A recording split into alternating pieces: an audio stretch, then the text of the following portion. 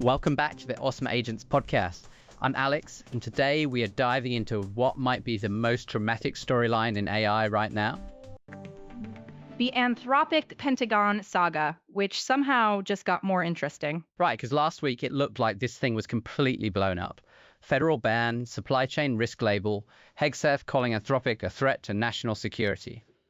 And now, 1 week later, Dario Amodei is at a Morgan Stanley conference in San Francisco saying he wants to de-escalate. Which is quite a change in tone. Last week, the internal memo was leaked where he accused OpenAI of straight-up lies about their Pentagon deal. Yeah, the public language has softened a lot. He even said disagreeing with the government is the most American thing in the world, which is a very careful reframe. So walk me through what's actually happening here. Who's Anthropic talking to? So the key figure on the Pentagon side is Emil Michael, former chief business officer at Uber under Travis Kalanick. Very aggressive deal maker, not a diplomat. This is the guy who publicly called Amodei a liar and said he has a god complex. Yes, the same man he's now negotiating with, which tells you both sides want to deal badly enough to get past that. Okay, so what's the actual sticking point? Because I've seen reporting that they were actually very close to an agreement. This is the part that I find really fascinating. They were close. The Pentagon said, fine, we'll accept your red lines on surveillance and autonomous weapons. Just delete one phrase. One phrase. One phrase. Analysis of bulk acquired data. And Amodei said no. Why is that one phrase so important? Because bulk data analysis is the technical foundation of mass surveillance programs. If you remove that restriction, the other safeguards become unenforceable in practice. So the Pentagon was essentially asking them to leave a side door open. That's exactly how Anthropic sees it. Amodei told his staff that phrase exactly matched the scenario we were most worried about.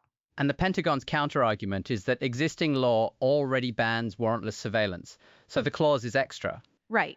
Their position is that legal prohibitions cover it. Anthropic's position is that legal prohibitions and technical safeguards are different things. Which, honestly, if you follow any tech policy, you know that is a real distinction. Laws say you can't do something, but the capability still exists. Exactly. The capability question and the legal question are separate. That's the core tension here. Now, there is another layer to this. The legal status of the ban itself is apparently pretty shaky. Really shaky. Lawfare published an analysis saying the supply chain risk designation won't survive first contact with the legal system. No notice to Anthropic, no chance to respond, and the statute they used has historically been for foreign adversaries, not domestic AI companies. Anthropic has already filed a lawsuit over this, right? They have, and legal experts from multiple institutions are questioning whether the Pentagon even had the authority to do this in the first place. So there's a third actor in this drama, which is the White House. Yes, and this is the wild card. Axios reported that the White House cast doubt on whether any reconciliation is even possible. Because the ban didn't start with the Pentagon, it started with a Truth Social post from Trump. Right. An administration official told Axios that they don't trust Claude isn't secretly carrying out Dario's agenda in a classified setting, which is a remarkable thing to say. So you have the Pentagon wanting the deal and the White House potentially wanting to make an example. And that internal memo where Amodei suggested the whole thing was retaliation for not donating to Trump's campaign, that probably didn't help the reconciliation effort. So what are the actual paths forward here? 3 realistic options. 1, they find compromise language on bulk data that Anthropic can live with. The ban gets quietly lifted. 2, the White House blocks any deal, the lawsuit drags on for months, and defense contractors finish migrating away from Claude. And option 3? Permanent split.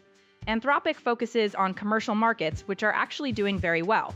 Claude hit #1 on the App Store after the ban. Daily signups have broken records. So in a weird way, the ban might have been good for Anthropic commercially.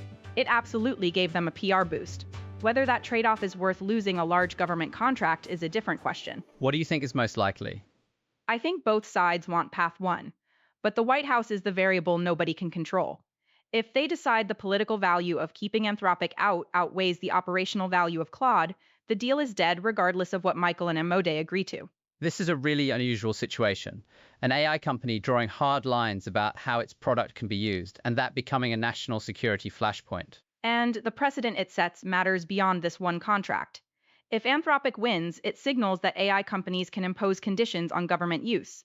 If they lose, it signals the opposite. Either way, we are going to keep watching this one. Thanks, Maya. This was a great breakdown. We'll see which path they end up on. My bet is it doesn't resolve quickly. I think you're right. That's it for today. Thanks for listening to the Awesome Agents podcast. We'll be back with more as this story develops.